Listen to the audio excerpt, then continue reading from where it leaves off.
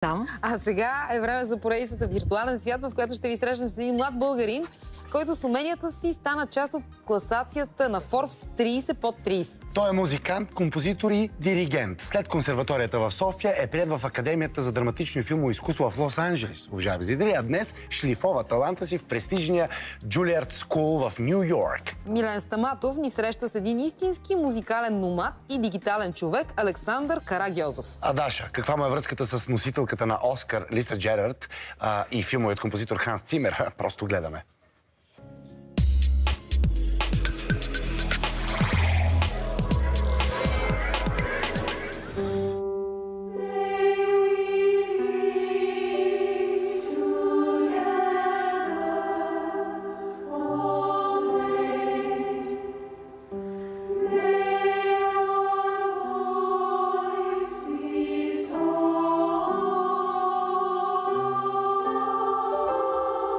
Той е един от 17 572 певци от 129 държави в един виртуален хор от музиканти.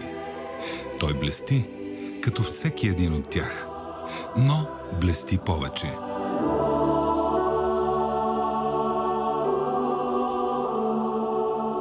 Той е Александър Карагьозов и както ми стана навик да казвам във виртуален свят, ако не сте чували името му, бъдете сигурни, че скоро може и да го чувате постоянно. Защото скрит сред многото лица във виртуалния хор, Александър Карагьозов само на 28 години вече работи със световни имена, сред които Лиса Джерард и Йордан Камджалов. Менажирал е Genesis Оркестра, избран е в селекцията на Forbes 30 под 30, пише музика за големи филми, създава собствена фондация и оркестър в обществена полза, срещал се с световни величия като Енио Мориконе, Лиса Джерард, геният Джейкъб Колиър и следващата му мечтана стъпка е да работи не с кой да е, а с Ханс Цимер. И по една случайност е съученик и приятел на моя син. Така че ще го наричам Алекс.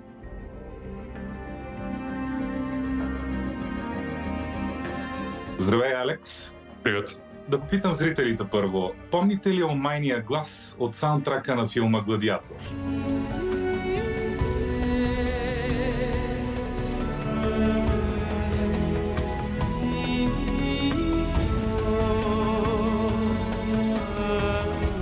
Как стана така Ханс Цимер да получи музиката ти от Лиса Джерард?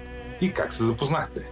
С Лиза работихме заедно 2018 по един проект и много мои приятели, които знаят, че пишем музика и се занимавам с музика, ме питаха постоянно: пусна ми твоя музика, пусна ми твоя музика, пусна ми твоя музика. И аз не бях. И long story short, разбира се, чаках последния ден, последната седмица, последния ден, последната сесия. В последната пауза влизам в студиото, в мене флашката с моята музика. Мога да се закълна, че чувам музиката си вътре от студиото. Обаче това е невъзможно, защото флашката с музиката е в мен. И влизам в студиото и пълна тишина. И това беше моят сигнал, че трябва да пусна музиката сега. Пуснах я, тя много я хареса, каза много суперлативи и така нататък. Но аз нищо не очаквах. И една сутрин се събудих с мейл от Лиза в типичния нейн стил. Hi Alex, I sent your music to Hans Zimmer. Let's see what happens, Лиса. И аз съм добре. Това е запомнящ ден. И така. Много яко. Много яко. Здравей, Алекс, аз съм Лиса. Пращам музиката ти на Ханс Цимер да видим какво ще стане. Контактът с Ханс Цимер е нещо важно за теб. И ти, както и той, се интересувате от класическата и филмовата музика и от един особен дял от виртуалната музика, който се нарича семпли. Разкажи ни как Ханс Цимер семплира музиканти и звуци около себе си, как така винаги работи с уникални звуци и никога не ги ползва втори път и какво мислиш ти за това? Да, Ханс е супер опитен в тази индустрия. Той има над, може би вече 40 години опит като композитор. Има над 150 филма. Абсолютно съм убеден, че вече всички от тези звуци са му семпли и така нататък, защото те са реално изкуствени, вече са му описани до такава степен, че той сам разказва как се опитва да запише всеки жив звук около себе си.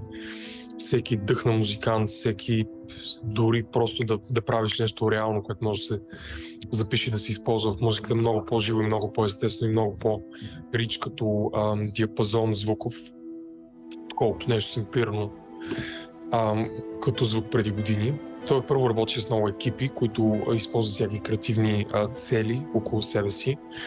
Второ, той е заобиколен с супер много музиканти, едни от най-добрите музиканти в света, сешън музиканти в света, които използва за колаборация, за запис, за различни неща прави с тях.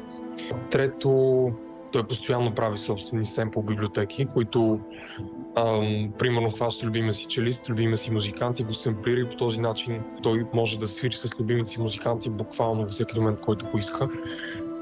Но той е гений по отношение на продуцирането на нещата и по отношение на, ако може да се каже, логистиката на творческия процес.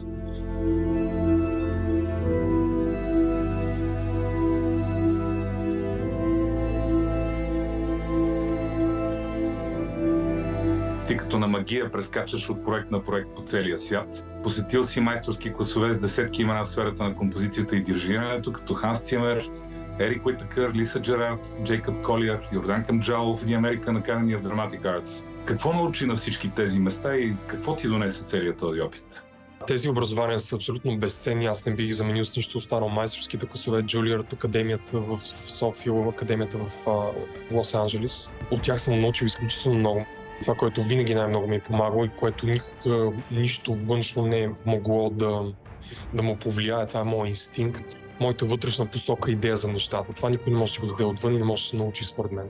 Аз композирах музика по инстинкт, ако може да се нарече талант, много преди да уча музика. Разкажи ни, какви са световно известните музиканти, с които се виждал, например Енио Мориконе и Джейкъб Колиер?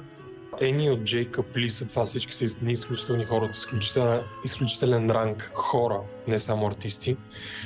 Аз 2015 имах шанс да си поговоря с Енио, когато той беше в България, понеже бях учил италиански малко време. И му казах на италиански, че музиката му е изключително красива.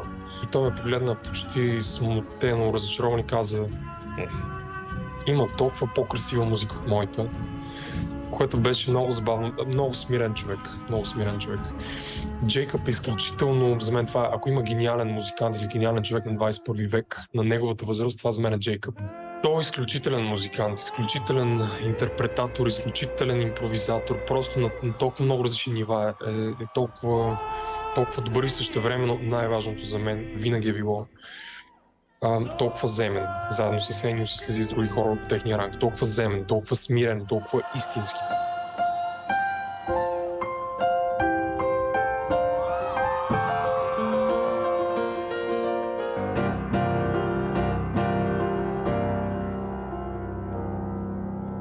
Each morning I get up and dial. Can't barely stand on my feet. Take a look in the mirror and cry. Просто с хора от такъв ранг винаги е супер удоволствие, защото те са различни по някакъв начин. Те осъзнават различността си и с такава радост живеят различността си, не се притесняват от нея, не се страхуват от нея.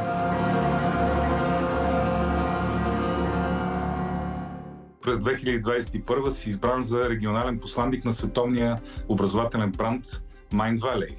Какъв човек е Вишен Лакхани и какво правите съвместно? С Вишен Лакхани се запознахме 2021-2022 в Талин, в Естония, миналата година, лятото. Аз бях там 3 седмици и аз му споделих някои мои идеи за Mind Valley, абсолютно отворено и абсолютно радвайки се просто да съдействам за каузата, да се подобри цялото нещо. Някои от идеите частично вече се имплементират по някакъв начин и цялостната образователна програма на Mind Valley по принцип може да се превърне в нещо изключително голямо и съществено за 21 век. Работиш по албум с Лиса Джерард и Геннадий Ткаченко, The Voice of Earth. Това определено е нечувано в българския шоу-бизнес. Разкажи ни, как стигна до тук? Този проект с Геннадий и с Лиза, дори без моето участие, за мен е един феномен, една сбъдната мечта. За мен това трябва да се случи на всяка цена за света. По принцип, тези двама човека да колаборират, защото за мен те са хора целени. Когато се свързах с тях, дори с идеята просто да ги свържа, те с много голяма веднага казаха: да, разбира се, много ще се радваме и ние сме много за да го направим, даже ако искаш тримата да направим албум и така нататък. Така че тази година предстои. Това не знам какво все още мога да кажа на този етап, какво мога да издам.